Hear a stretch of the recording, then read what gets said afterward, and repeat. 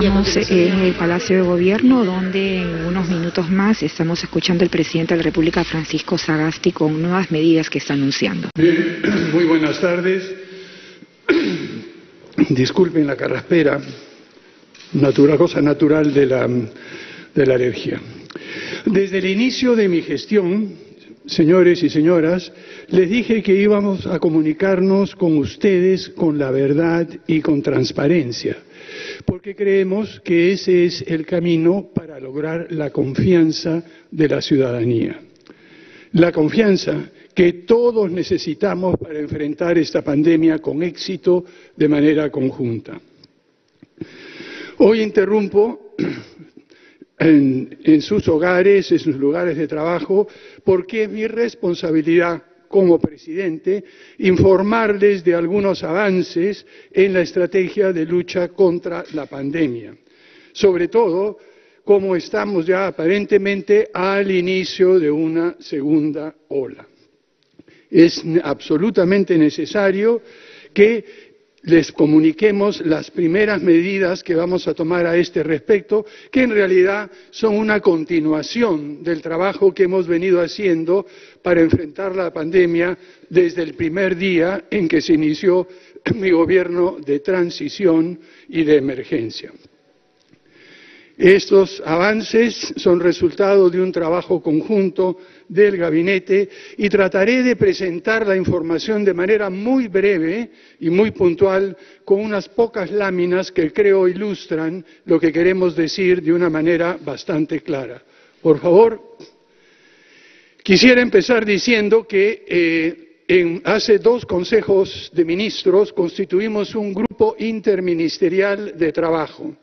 Este grupo ha venido colaborando de manera continua, no solo entre ellos, sino dialogando también con otros ministros y presentando los resultados de su trabajo en nuestras reuniones. De esta manera hemos evitado que cada ministerio trabaje por separado y lograr tener una posición conjunta de todo el gabinete que, como sucede en todo cuerpo colectivo, requiere de un diálogo, de debates, de puntos de vista distintos para encontrar el camino correcto que debe seguir nuestro país para enfrentar la lucha contra la pandemia. Quisiera empezar con unos datos muy breves, que estoy seguro ustedes han visto ya anteriormente en las presentaciones de la señora ministra de Salud, pero que creo que dan el contexto a las medidas que vamos a anunciar. Este es el ritmo de reproducción a nivel nacional de la pandemia. Recuerden, la R indica el número de personas que una persona que ya está contagiada con el COVID contagia a su vez a otras personas. Si el número es mayor a 1, lo que vamos a ver es que el contagio irá creciendo. Si es mucho mayor a 1, crecerá muy, muy rápido, y si es menor a 1, simplemente significa que la pandemia irá poco a poco desapareciendo. Pero como ustedes pueden apreciar, desde marzo del año pasado hemos visto cómo hemos bajado poco a poco y el nivel de R se ha mantenido en sus diferentes fases en los últimos meses alrededor de 1. Sin embargo, en los primeros días de este mes hemos visto ese ligero repunte que muchos de ustedes pueden apreciar, que lo lleva a 1.13. ¿Qué quiere decir? Que estaría posiblemente aumentando los contagios y que todos y todas tenemos que tener mucho más cuidado, tanto cuidado como antes, pero un poquito más. Además de eso, hemos estado viendo también un incremento, en cierta medida preocupante, en la evolución del número de hospitalizados por COVID-19. Como ven ustedes en el lado izquierdo del gráfico, lo que pueden apreciar es que en la actualidad estamos como estábamos aproximadamente en junio del año pasado en cuanto al nivel de hospitalizados. Desde esa fecha hasta hace muy poco, hasta fines de diciembre, nos hemos mantenido por un nivel relativamente bajo, pero ustedes pueden apreciar cómo poco a poco ha ido subiendo hasta llegar a unos ciertos puntos rojos que muestran que podríamos estar ya al inicio de esta segunda ola. Y si vemos la evolución de uso de camas de cuidado intensivo, vemos una situación igualmente preocupante, aunque un poquito más acentuada. ¿Qué quiero decir con esto? Que al 11 de enero, por ejemplo, hace un par de días, se había ocupado el 87% de las camas UCI disponibles en el país. Y como pueden ver ustedes, desde mediados y fines de noviembre, esta cifra ha ido aumentando paulatinamente hasta entrar en un terreno ligeramente peligroso. Lo que esto indica es que estamos viendo un rebrote y lo que tenemos que estar muy, muy atentos, queridos ciudadanos, es a ver si este rebrote se mantiene de manera continua creciendo y con qué pendiente, si realmente es muy, muy empinado o es un poco más lento. Y dependiendo de esa pendiente, si es muy empinado o no, eso lo que determinará la velocidad en la cual empezaremos a tener contagios masivos y dificultades para poder atender a los contagiados. En fin, en esta situación, y no quisiera entrar en más detalle, ¿qué es lo que hemos estado pensando y qué es lo que hemos decidido hacer? En primer lugar, definimos un conjunto de criterios de decisión. Estos criterios de decisión empiezan por aprender de la experiencia que hemos tenido anteriormente. ¿Qué hemos hecho bien? ¿Qué hemos hecho mal? ¿Cuáles han sido los problemas? Y este grupo de trabajo de ministros fue examinando qué es lo que se había hecho durante los últimos meses. Pero no solamente nos preocupamos por mirar la experiencia desde el punto de vista de donde estamos como Consejo de Ministros. Hemos hecho una serie de consultas y estamos muy agradecidos por las sugerencias que hemos recibido del Colegio Médico, de los gobiernos regionales, de los gobiernos locales, de los gremios, de trabajadores, del sector privado, de universidades, de académicos, en fin. Los ministros han estado recolectando planteamientos, ideas, algunas veces un poco distintos, como ustedes imaginan, pero la tarea ha sido procesarlos y ver cómo buscar un balance razonable entre la protección de la salud de todos los peruanos y las peruanas y la protección de los medios de ganarse la vida de toda la ciudadanía. Además, seguimos con mucho detalle lo que sucede en otros países. Y allí, como ustedes deben saber, ya la mayoría del hemisferio norte, es decir, Europa, Estados Unidos, incluso China, Japón y los países del hemisferio norte en general, están enfrentando una segunda ola fuertísima, mucho mayor que la primera. Eso se debe en parte a la severidad del invierno que se da en esos lugares que agrava las enfermedades respiratorias, pero también al hecho que, en comparación con otras partes del mundo, un porcentaje relativamente pequeño de personas en esos países había sido contagiado durante la primera ola. Otra cosa que pudimos ver es la enorme dificultad que tienen todos los países para conseguir vacunas. Y peor aún en los países más ricos, cuando se consiguen, las dificultades para poder administrarla de manera adecuada. La logística involucrada en vacunar a millones de personas en diferentes partes del mundo ha desafiado la capacidad incluso de Inglaterra, de Canadá, de los Estados Unidos. Y todo esto ha dado lecciones muy valiosas que estamos internalizando y aprendiendo nosotros. Esto es muy, muy importante para el trabajo que venimos haciendo. Pero en el caso de nuestro país tenemos que tener consideraciones adicionales. Por ejemplo, ya sabemos que la variante inglesa está presente en nuestro país. Y también ustedes saben, amigos ciudadanos y periodistas en esta sala, que la variante inglesa añade a esta R, esta tasa de reproducción, entre 0.4 y 0.7.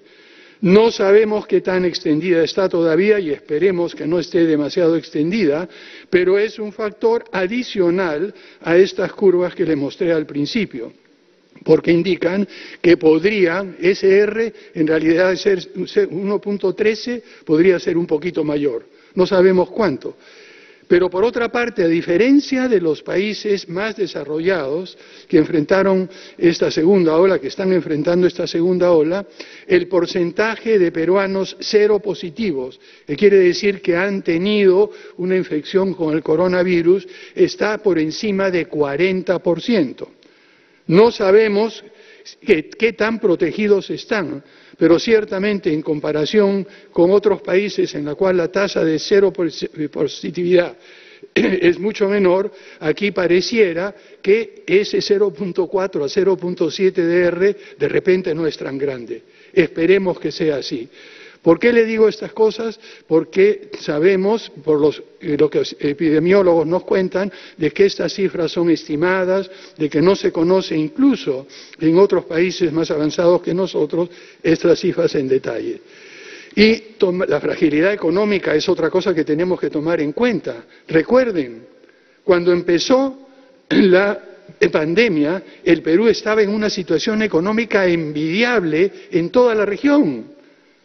O sea que podíamos aguantar relativamente mejor que otros países una situación de crisis como la que tuvimos. Si se manejó bien o manejó mal es otra historia.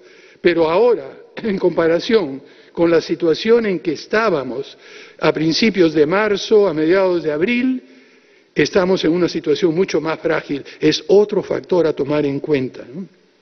¿Qué hemos hecho con esto? Buscamos una serie de indicadores sanitarios y epidemiológicos y créannos, probamos como 7, 8 indicadores. Al final vimos que lo que explicaban mejor la tasa de contagios y la tasa de hospitalizaciones eran la tasa de R efectivo, la positividad a las pruebas moleculares y la tasa de mortalidad por 100.000 habitantes. Usamos, como le digo, otros 4 o 5 indicadores, pero nos vimos que lo único que hacían era añadir un poquito de información a estos 3. Y en el caso económico utilizamos el PBI, por supuesto distribuido de manera regional, y el empleo que se generaba para tener una idea de la actividad económica y cómo balancear lo que es la consideración epidemiológica con la condición económica. En fin, no los voy a aburrir en detalle, la metodología nos tomó un poco de tiempo y los colegas que están aquí del gabinete han trabajado intensamente en esto, así que paso directamente a algunos de los resultados que tuvimos. Quizás la siguiente, Sara, por favor. Bien. Como les dije hace algún tiempo, lo que tratamos de hacer es no tratar al país como un todo homogéneo que es igual en todas partes. Sabemos que el Perú es un país muy heterogéneo y la pandemia y la forma en que ha atacado la pandemia ha sido muy distinta de acuerdo a las regiones. La foto que tomamos más reciente que ven ustedes allí, hemos puesto 3 niveles de alerta.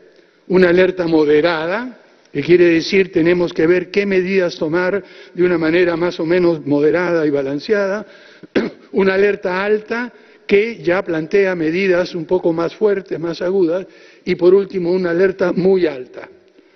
Y lo que hemos visto, de acuerdo a esos indicadores que les he mencionado, que el mapa del Perú se divide de esta manera. Como ustedes ven, hay unas regiones con alerta moderada, otras en el norte y en el centro, en la costa, con una alerta muy alta, y vemos en el resto del país una alerta alta.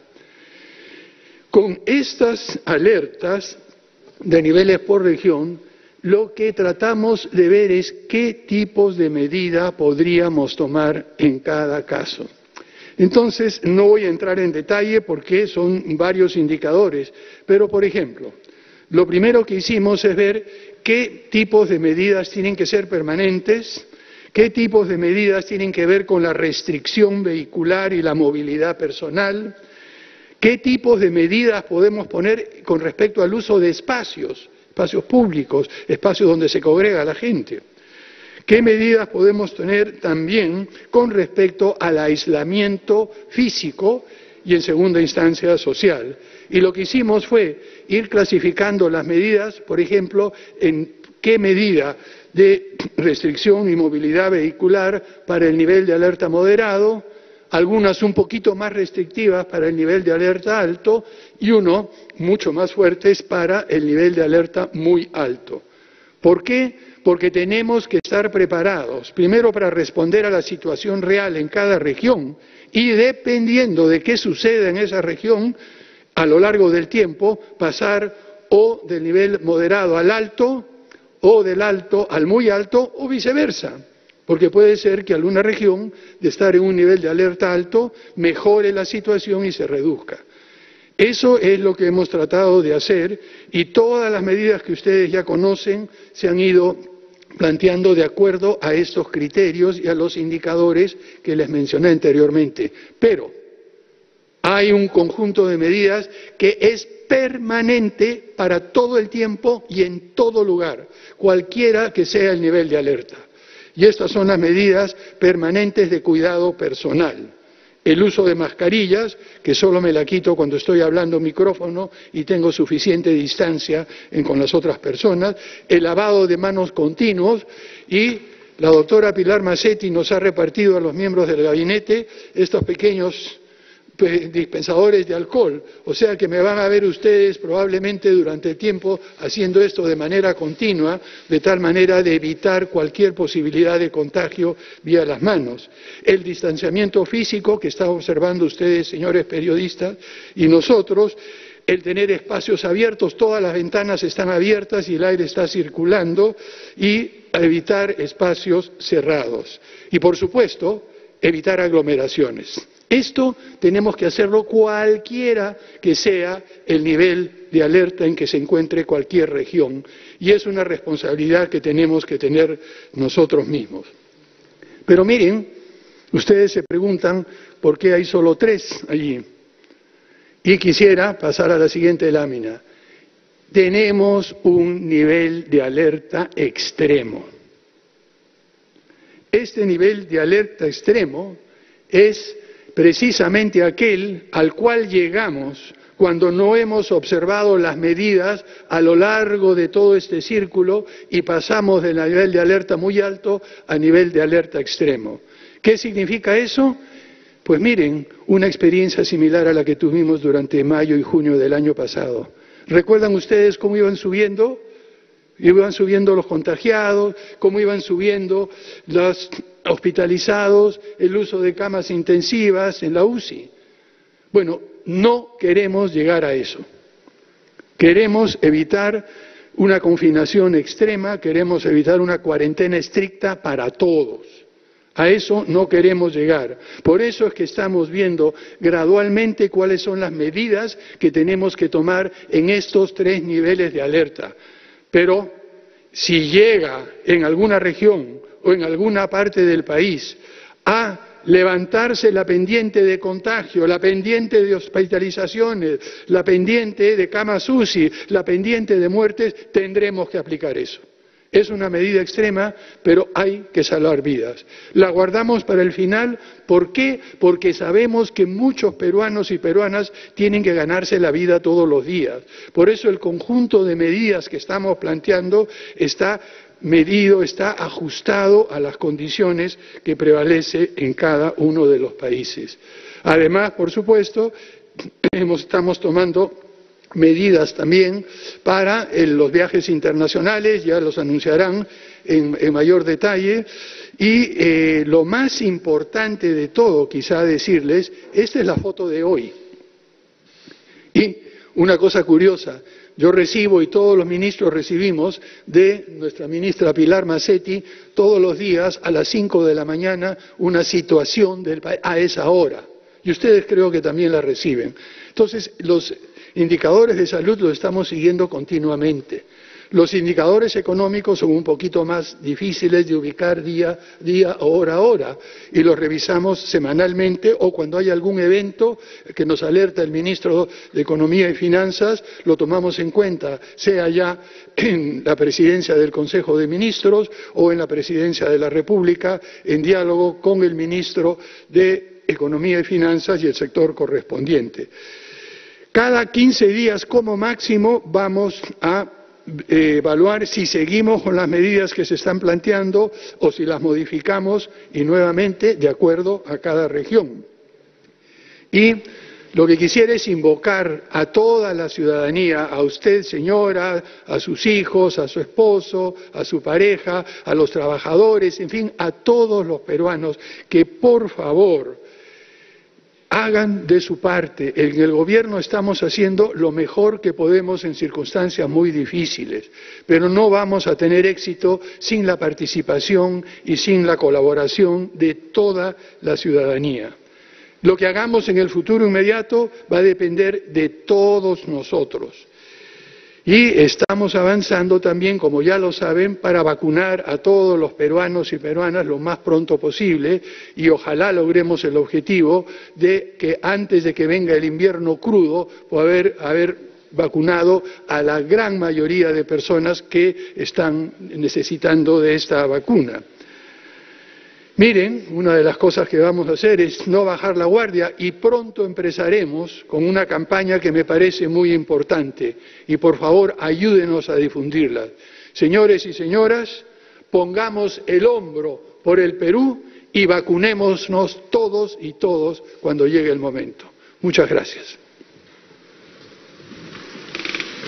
Empezamos con la ronda de preguntas y, de acuerdo al sorteo, el primer periodista elegido es César Zorrilla de La República. Por favor, les reiteramos a los colegas que va a haber una sola pregunta por periodista y ha habido un sorteo para cada una de estas. Adelante, por favor.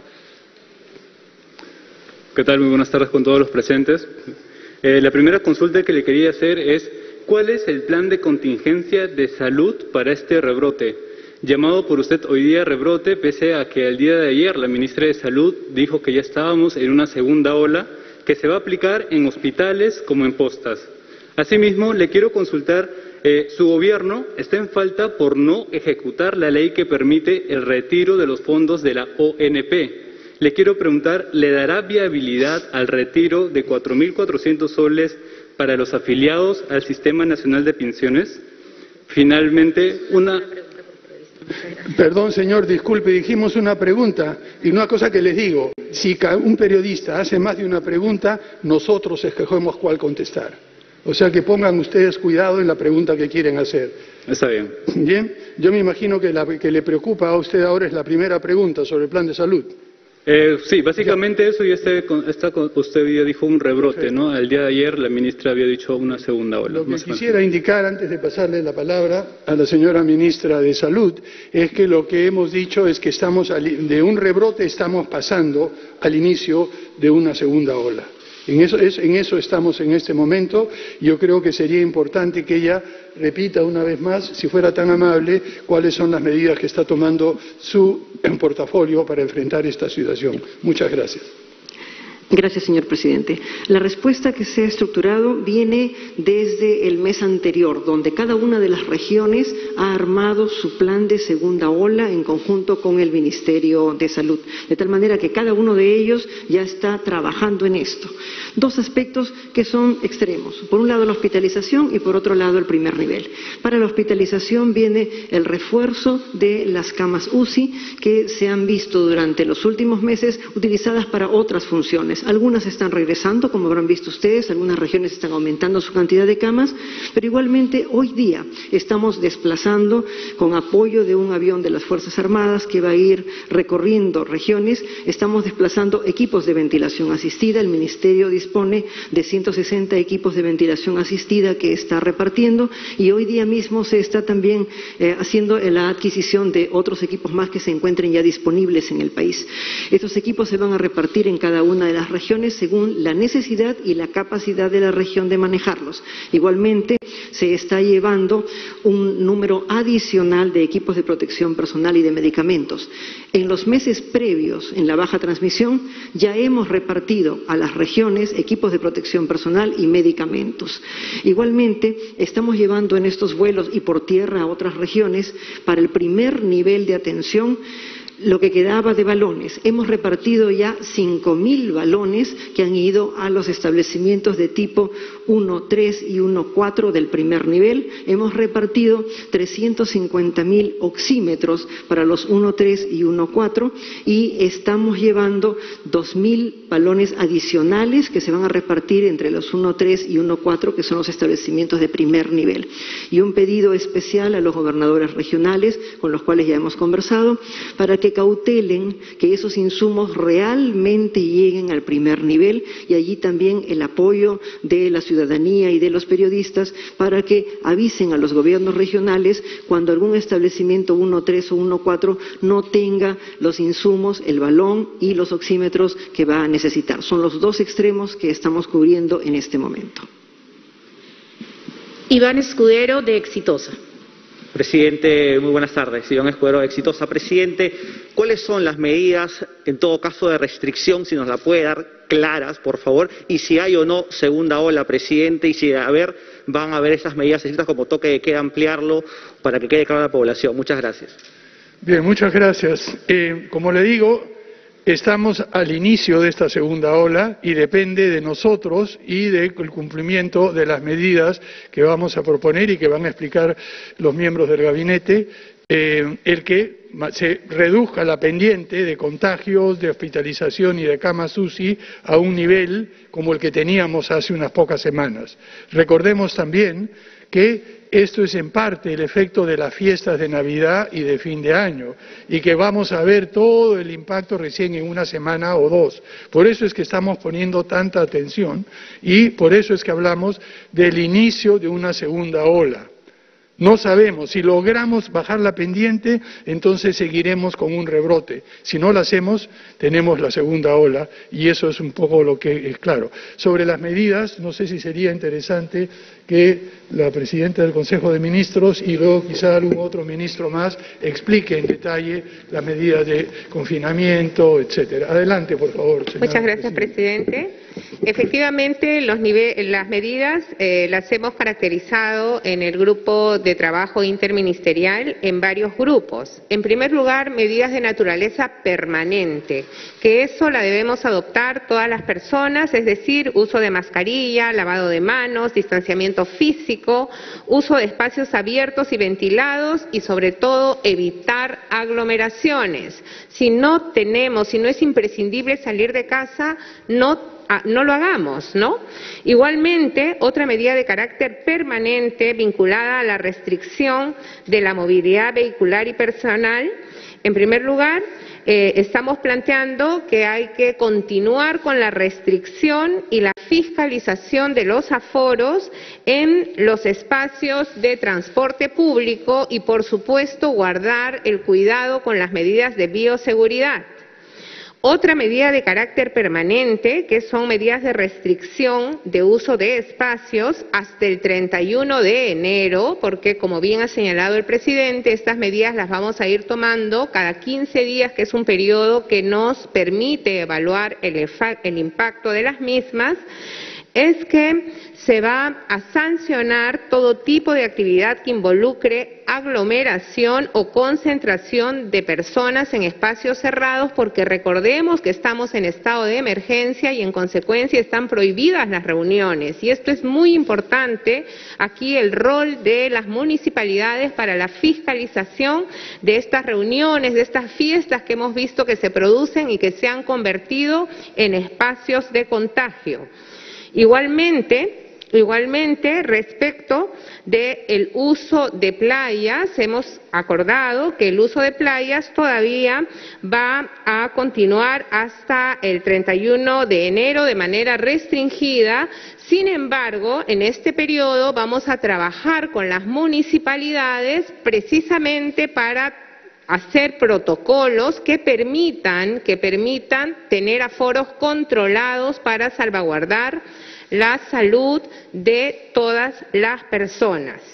Finalmente, dentro de las medidas vinculadas al aislamiento físico y social, una medida de carácter permanente que debemos adoptar mientras continúe la pandemia es promover el trabajo remoto tanto en el sector público como en el sector privado. Sabemos que hay un sector importante de trabajadores independientes que no les queda otra que salir a trabajar fuera de sus hogares. Pero todos aquellos trabajadores y trabajadoras que estamos en el sector público y privado, invocamos a continuar en la medida de lo posible con el trabajo remoto, porque todo ello evita la aproximación física y las aglomeraciones. Le pido al ministro del Interior que nos le pido al ministro de Educación que nos ayude a precisar las medidas específicas según los territorios ubicados en lo que hemos denominado el nivel de alerta moderado, el nivel de alerta alta y el nivel de alerta muy alta. Ministro, gracias. Muchas gracias. Muy buenas tardes. Efectivamente, en el grupo de trabajo interministerial e interdisciplinario que hemos desarrollado un conjunto de medidas para las medidas de restricción y movilidad vehicular y personal que estarán vigentes hasta el 31 de enero de este año, aquellos territorios que están con nivel alto de alerta van a tener restricción en el tránsito vehicular los días domingos. Para los territorios que están en nivel de alerta muy alto, vamos a tener restricción en el tránsito vehicular los domingos, pero también restricción en el tránsito peatonal. Eso va a ser para las regiones que están en estado muy alto. De repente podemos poner la diapositiva con la tabla de las regiones para poder estar. Entonces, tenemos en regiones muy altas, o alerta muy alta, Ancash, Inca, Junín, Lambayeque, Lima regiones, Piura y Tacna. En ese grupo de regiones, repito, Ancash, Ica, Junín, Lambayeque, Lima regiones, Piura y Tacna, tendremos restricción de tránsito vehicular los domingos, así como restricción peatonal. En las regiones con nivel de alerta alto, que son Arequipa, Apurímac, Cajamarca, El Callao y Lima Metropolitana, Cusco, Huánuco, La Libertad, Madre de Dios, Moquegua, Pasco, Puno y Tumbes, solamente tendremos restricción vehicular los días domingos. En el resto de regiones, Amazonas, Ayacucho, Huancavelica, Loreto, San Martín y Ucayali, no hay restricciones vehiculares para los días domingo y, por supuesto, tampoco restricciones peatonales. Eso en cuanto a medidas de restricción de movilidad vehicular y personal. Para la medida de restricción de usos y espacios, el ministro José Luis Chicoma, de la Producción, nos va a comentar las medidas. Muchas gracias, ministro. Buenas tardes. En términos de los aforos, las restricciones en aforos también están agrupadas en estas mismas regiones, en esos tres grupos de alerta moderada, alerta alta, alerta muy alta, y hemos agrupado las actividades comerciales en tres. Están, por un lado, las actividades que reabrieron a principios de diciembre, donde están gimnasios, casinos, cines, teatros y artes escénicas. Ahí, en las de riesgo moderado, estamos en un aforo del 40%.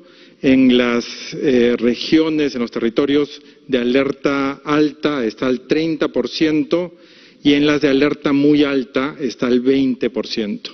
El segundo grupo de actividades se refiere a centros comerciales, tiendas por departamento, galerías y otras tiendas también, y ahí en el grupo 1 de alerta moderada está el 50%, el grupo 2 de alerta alta está al 40% y el grupo 3 de alerta muy alta está al 30%. El tercer grupo está compuesto por los restaurantes, que en las regiones con alerta moderada está el 60%, en las que tienen alerta alta está el 50% y alerta muy alta al 40%.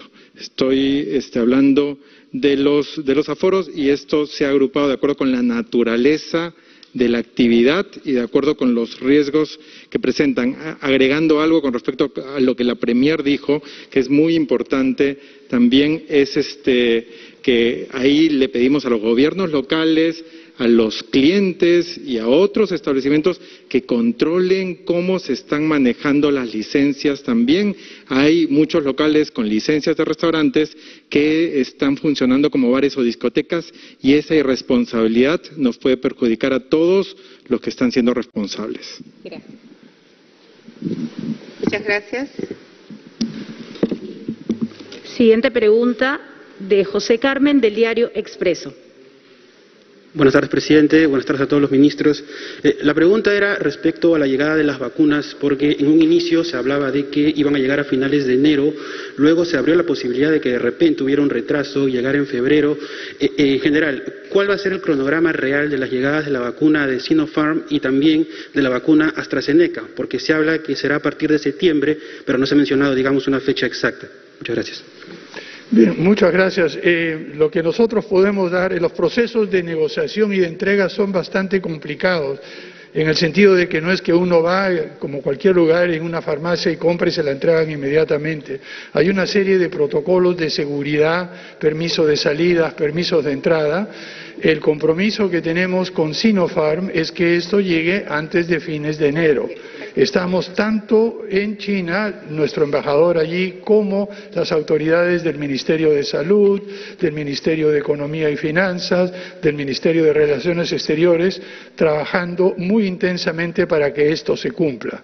Lo que estamos a la espera ahora es de la fecha definitiva de entrega en Beijing de la vacuna. Ya estamos con todas las negociaciones para el transporte que va a traer desde Beijing hasta los almaneres de Cenares cerca del aeropuerto y luego empezar la distribución.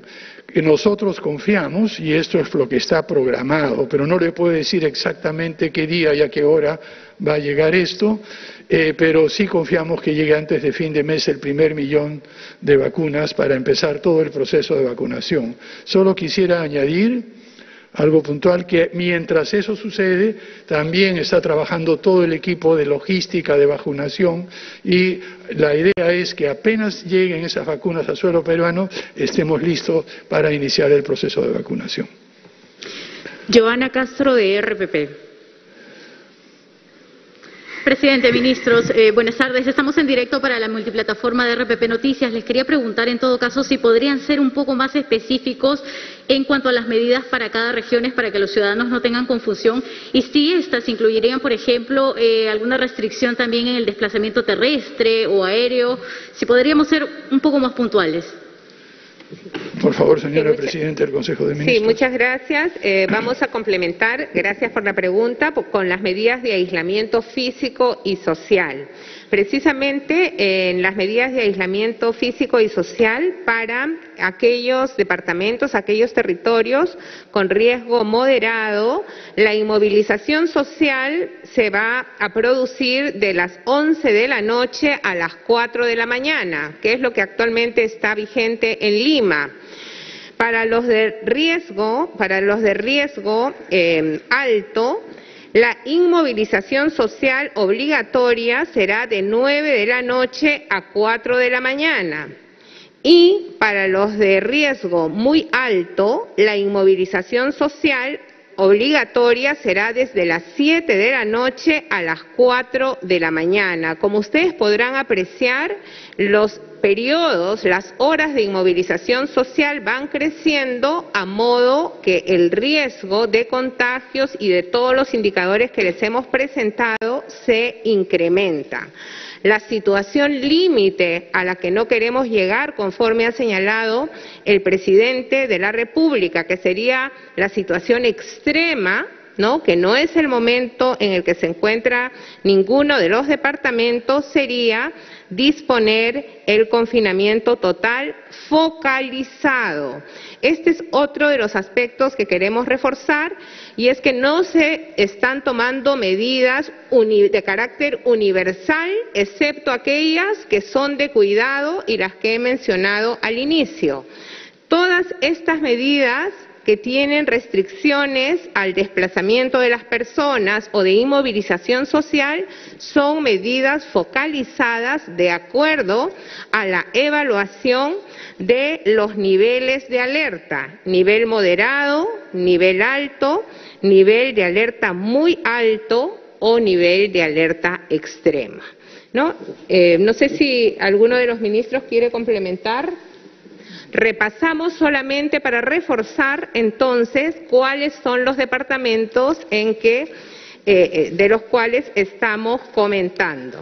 Entonces, repetimos, alerta moderada, inmovilización social de 11 de la noche a 4 de la mañana. Amazonas, Ayacucho, Huancavelica, Loreto, San Martín y Ucayali. Nivel de alerta alto, Arequipa, Apurímac, Cajamarca, Callao, Cusco, Huánuco, La Libertad, Lima Metropolitana, Madre de Dios, Moquegua, Pasco, Puno y Tumbes. Nivel de alerta muy alto, Ancash, Ica, Junín, Lambayeque, Lima Regiones, Piura y Tacna. En este último caso, el horario de inmovilización social, ahí lo pueden ver, conforme lo hemos señalado, es de 7 de la noche a 4 de la mañana. En el caso de nivel de alerta alto, que son los departamentos que figuran al centro de la matriz, el horario de inmovilización social obligatoria será de 9 de la noche a 4 de la mañana. Gracias. Última pregunta de Lima, Jorge Malbor de Latina. Presidente, buenas tardes. Premier, un saludo a todos los ministros.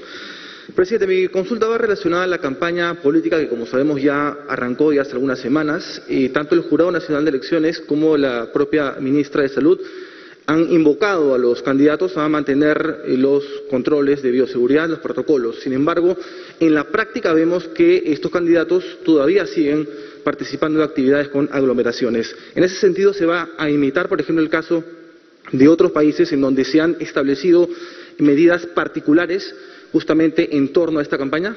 Muchas gracias. Bien, muchísimas gracias por la pregunta. Creo que es algo muy importante. Ustedes conocen, ya la Presidenta del Consejo de Ministros dio una directiva de total y absoluta neutralidad por parte del Gobierno en este proceso electoral. Pero estamos muy preocupados precisamente por la posibilidad que esta campaña también involucre un mayor contagio. El próximo lunes tendremos una reunión del Consejo de Estado, es decir, las cabezas del Poder Ejecutivo, del Poder Legislativo, el Poder Judicial, la Fiscalía de la Nación, la Contraloría, etcétera, con las tres autoridades del RENIE, Jurado Nacional de Elecciones y la OMPE. Y el único tema de esa reunión es precisamente el que usted menciona. ¿De qué manera, además de asegurar la conducción del proceso de la elección, el proceso electoral mismo, con la mayor seguridad posible, vamos a conversar con ellos para ver de qué manera podríamos asegurar que en la campaña electoral, y ya no solamente el proceso de votación, sino la campaña electoral puede realizarse de manera segura. Yo lo que quisiera escuchar, y es una de las preguntas que ya le vamos a adelantar a los miembros, es qué medidas, qué sanciones, qué planteamientos consideran las autoridades electorales, porque no es una cosa que el Ejecutivo pueda imponer ni decidir por su cuenta. Las autoridades electorales son independientes y respetamos su autonomía y nos comportaremos de una manera estrictamente neutral en este proceso. Muchas gracias por la pregunta. Vamos con las preguntas de regiones. La región Loreto, del diario digital Pro y Contra. Si a Lima no se sabe con certeza cuándo llegarán las vacunas, ¿se puede saber cuándo llegarán a lugares alejados del país como Iquitos o las comunidades nativas? Las autoridades de Loreto se quejan porque el MINSA no hace las transferencias a tiempo para combatir las enfermedades. ¿Qué se debe hacer para evitar esta demora? ¿Visitará Iquitos en alguna oportunidad usted, señor presidente? Esa pregunta es muy interesante, muy específica. La ministra de Salud tiene la respuesta adecuada. Por favor, adelante, doctora Massetti. Gracias. La vacuna que estamos recibiendo en este mes es una vacuna que forma parte de nuestro propio sistema de vacunación, es decir, se mantiene de 2 a 8 grados.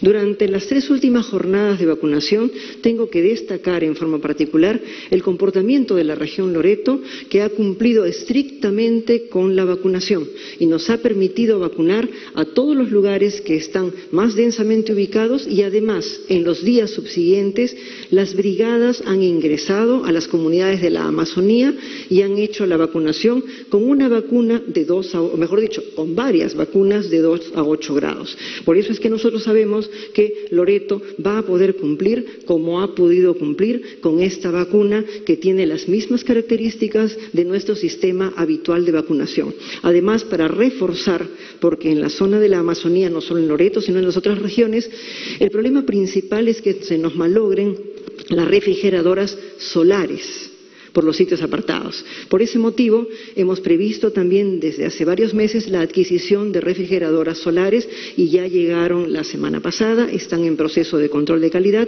y van a ser repartidas a cada uno de los sitios que la necesiten para reforzar el sistema en las comunidades que son más alejadas. Así es que confiamos en que Loreto, tal como ya lo ha hecho, va a poder vacunar con esta vacuna. Gracias. Sobre si visitará a Iquitos, presidente.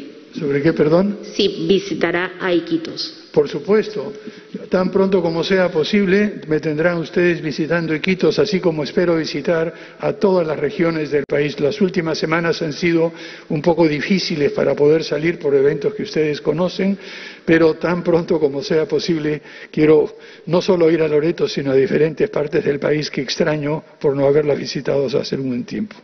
Última pregunta del medio Radio Sol de Moquegua. Moquegua no tiene un hospital de salud de alto nivel y por muchos años viene pidiendo un moderno hospital, ya que ha aumentado la cantidad de asegurados por la presencia de las compañías mineras.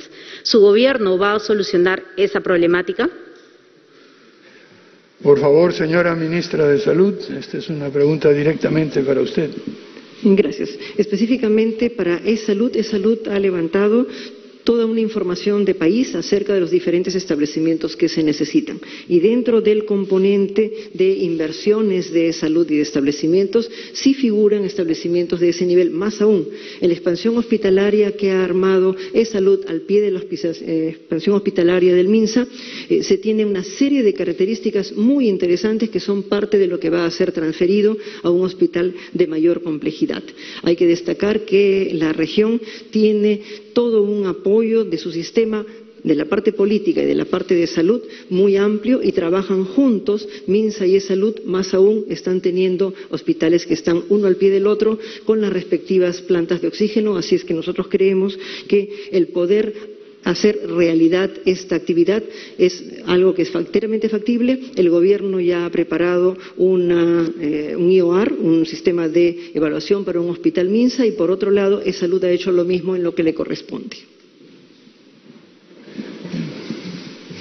Sí, con el propósito de hacer una suerte de resumen de las medidas que estamos adoptando para que quede muy claro en toda la población de los cambios que se van a producir a partir de la publicación del Decreto Supremo con estas nuevas medidas. El ministro de Educación, Ricardo Cuenca, nos va a hacer una síntesis de las mismas. Adelante, por favor.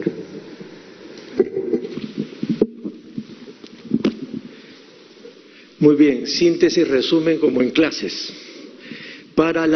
Si dejamos las regiones, para las medidas que van a entrar en vigencia entre el 15 y el 31 de enero.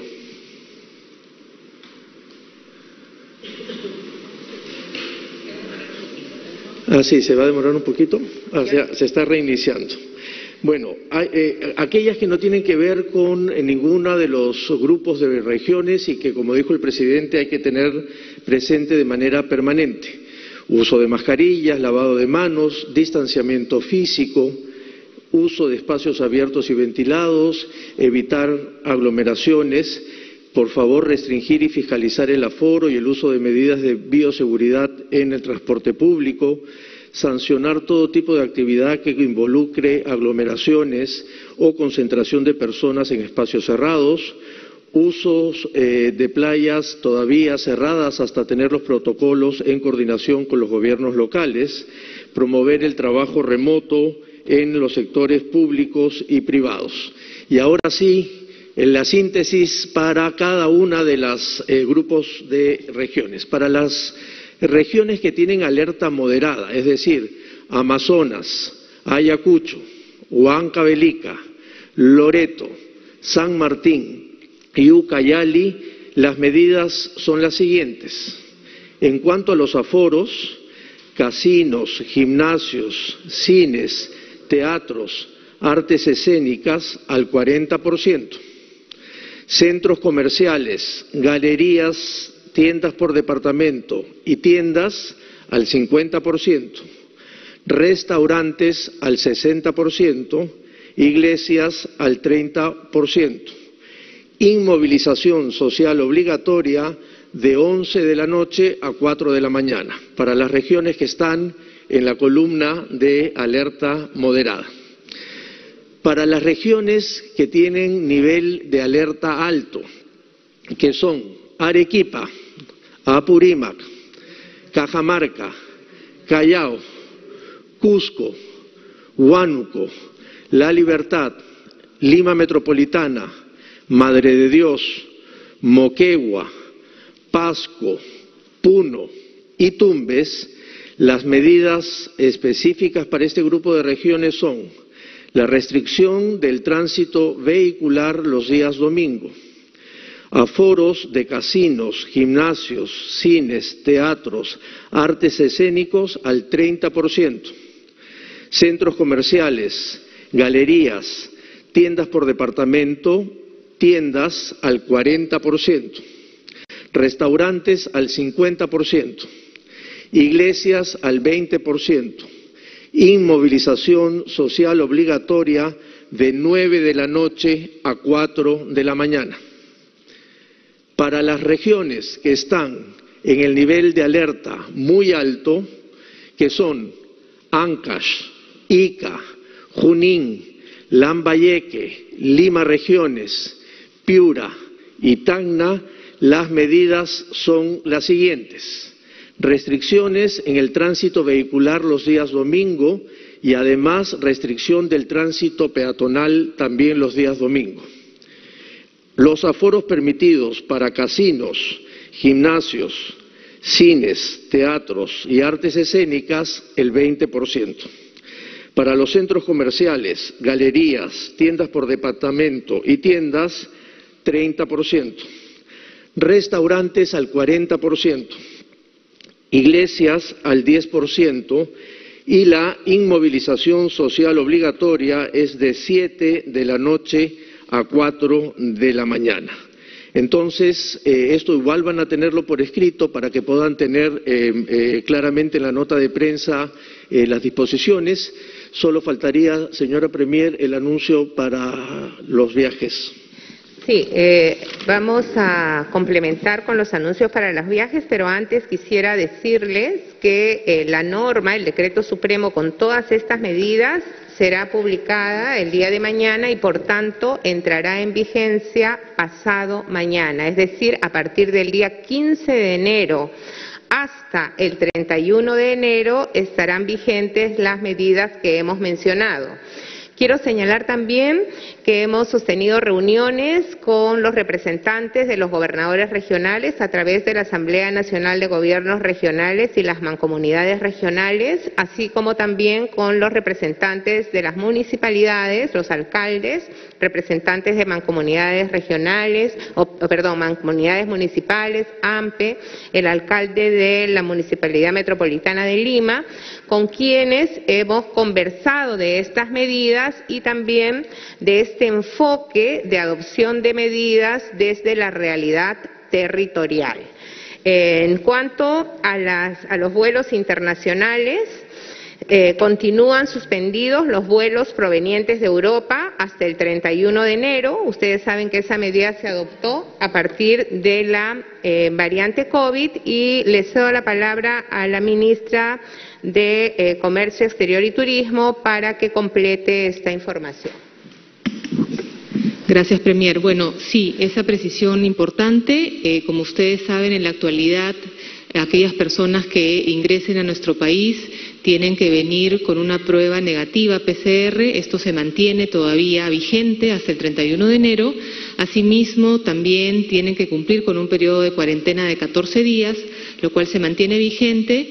Sin embargo, se va a dar una facilidad que es aquellas personas que quieran hacerse una prueba adicional al 6º día de la cuarentena y si ésta sale negativa, pueden continuar con su recorrido con toda normalidad. Este es un pequeño cambio que se está introduciendo en esta norma que, como les repito, tiene vigencia o va a tener vigencia hasta el 31 de enero. Gracias. Bien, creo que eso era todo lo que teníamos que comunicar por el momento. Y solamente un tema adicional que no ha salido en las preguntas, pero en los últimos 2 días aproximadamente hemos visto una serie de preocupaciones y preguntas sobre la privatización de la vacuna contra el COVID.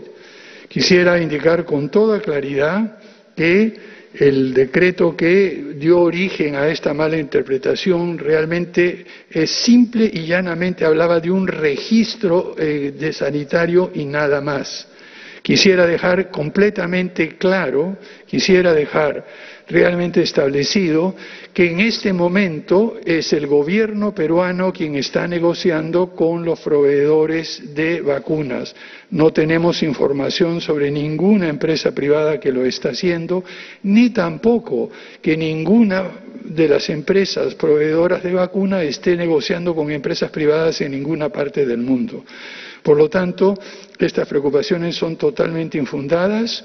El compromiso del Gobierno de transición y emergencia es asegurar la vacunación universal, sin discriminación y gratuita para todos los peruanos a través del sistema público. Eso sí, con la participación y la colaboración de organizaciones de la sociedad civil, de gremios, de colegios profesionales, del sector privado también. Esto es un esfuerzo conjunto en el cual tenemos que participar todos. Pero por favor, que no quede la menor duda que la vacuna estará disponible gratuitamente para todos los peruanos y peruanas en el plazo más breve posible que logramos concretar con los proveedores de vacunas. Y no deberían tener ningún temor con respecto a eso. Señora Presidente del Consejo de Ministros, ¿hay algo más que usted quiera decir? Nada, Presidente, ha quedado muy claro que el Estado garantiza las vacunas para todas las peruanas y para todos los peruanos. Gracias. Muy bien. Bien, muchísimas gracias a todos ustedes y hasta una próxima oportunidad. Muchas gracias. La conferencia de prensa. Bien, entonces tenemos medidas para los próximos 15 días, es decir, a partir del 15 hasta el 31 de enero, medidas que tienen que ver con el aislamiento que ya se ha dado de acuerdo a las consideraciones de niveles de alerta sanitaria, alta, moderada, nivel de alerta alto, nivel de alerta muy alto. En el caso de Lima, lo que nos compete es que vamos a tener pues un nivel de confinamiento desde a partir de las 9 de la noche. Volvemos con ustedes en Ciudades Centrales.